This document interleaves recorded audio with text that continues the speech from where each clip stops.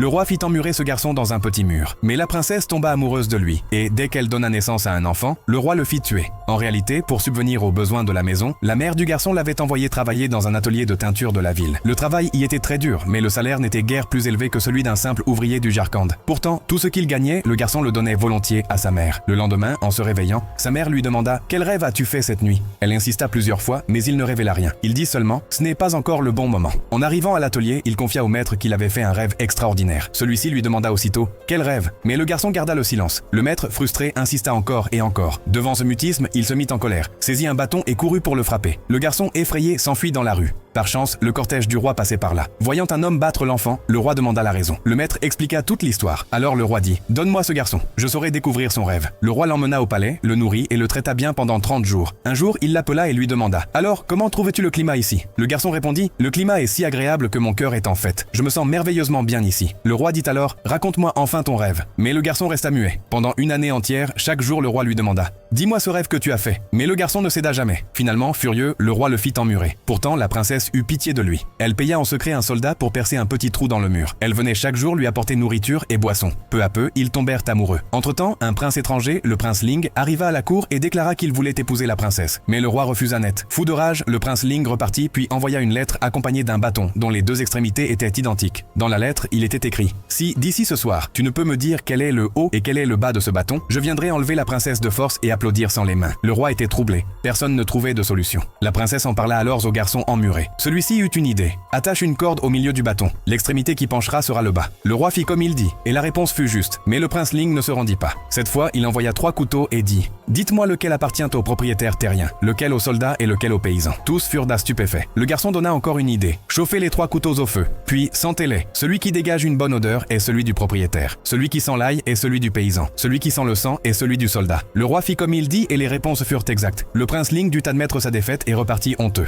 Mais l'histoire ne s'arrêta pas là. Le roi s'étonna. Comment ma fille connaît-elle toutes ces énigmes alors que je ne lui ai jamais enseigné cela? La princesse avoua toute la vérité. Alors le roi fit abattre le mur, libéra le garçon et lui remit son trône. Ensuite, le garçon épousa la princesse. Et ce qu'il fit après, c'est à vous de l'imaginer dans les commentaires.